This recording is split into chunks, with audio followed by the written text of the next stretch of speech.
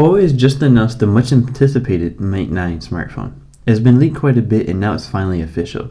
Unfortunately, there aren't many surprises here as the leaks turned out to be pretty much on point. Now, the Mate series from Huawei is known for having a pretty large screen with a large battery, providing some pretty amazing battery life. Now, the Mate 9 continues that tradition, and it has a 5.9-inch 1080p display and a pretty large 4000 mAh battery. Now, this battery will last you through 2 full days according to Huawei, and that's with real-world usage. Now, this is a claim that we haven't been able to check out for ourselves just yet, but it seems pretty likely given previous Huawei Mate smartphones. Now, on top of that, you can fully charge the Mate 9's battery in about 90 minutes thanks to their supercharged feature.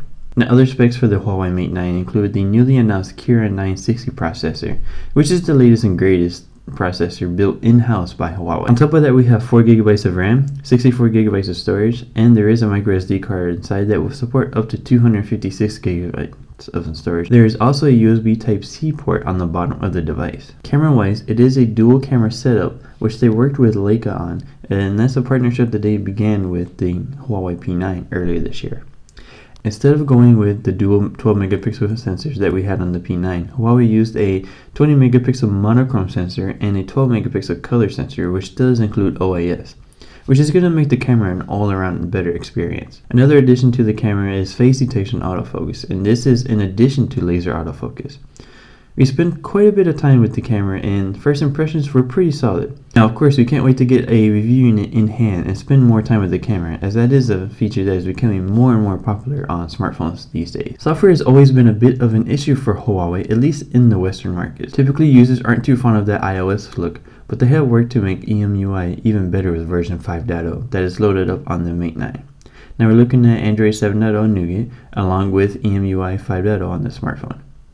And one of the big features that stood out for us is the ability to add an app drawer without needing to reload a new launcher.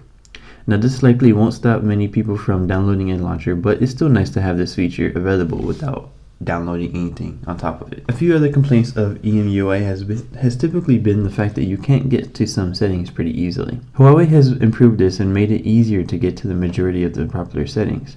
For instance, to check the battery now, it's listed in the main settings instead of under advanced settings. Huawei is also using a new feature called App Twin, and basically what this allows you to do is run 2 instances of the same app at the same time.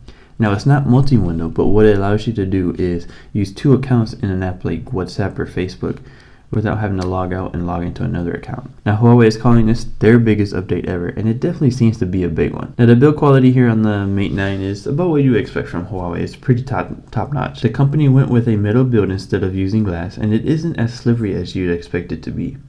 The Mate 9 will be available in the US, Europe, and China, and that's it for our hands-on with the Mate 9. Make sure to like this video if you enjoyed it, and we'll see you in the next one.